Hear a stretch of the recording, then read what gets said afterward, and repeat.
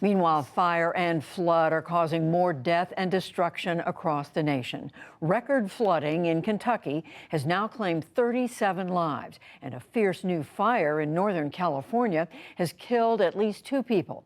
William Brangham begins our coverage. In the Klamath National Forest, an apocalyptic scene. You change your mind?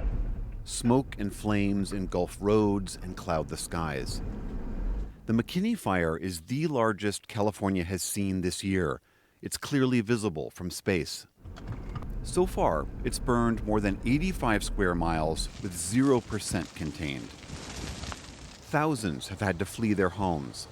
Artist Harleen Schwander is one of them. She says she's lost almost everything. I'm very sad. My house is gone, all my furniture, all my clothes, shoes, coats, boots, everything's gone.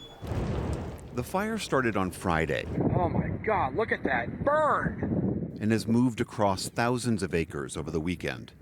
It's spreading in the largely unpopulated Siskiyou County near Northern California's border with Oregon. Officials warn that so-called dry thunderstorms, seen here at night, produce lightning without rain and could ignite new blazes. Lightning isn't unusual on the Klamath. What is something to consider is that every strike has a greater potential right now to start a fire. And today, the fire claimed its first lives. 2 bodies were found inside a burnt-out car in a residential driveway. But as flames rage in the west, it's the opposite in Kentucky, where flooding has killed dozens, including at least 4 children.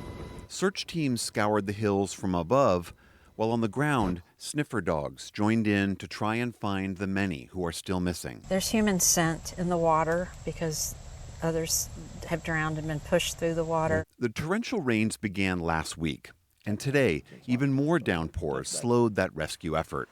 Officials say they've restored cell service in the area, which could make it easier for people stranded to call for help. After the water receded, the first thing I saw was just roofs of houses. That's the only thing you could see while the water was flowing through. We spoke earlier today with Tiffany Kraft, mayor of Whitesburg, Kentucky, on the eastern edge of the state. She believes at least 80% of the homes in her town were destroyed.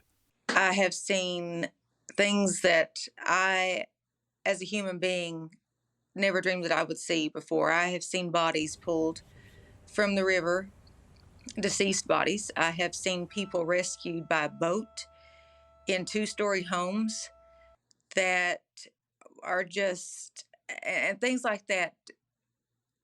I really fully can't describe it, what it's like right now. It's just total devastation.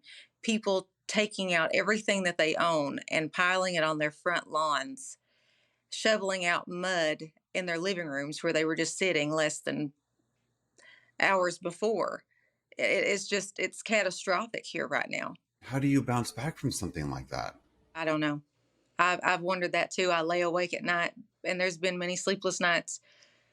I just sit and look on Main Street of the vibrant community that we had.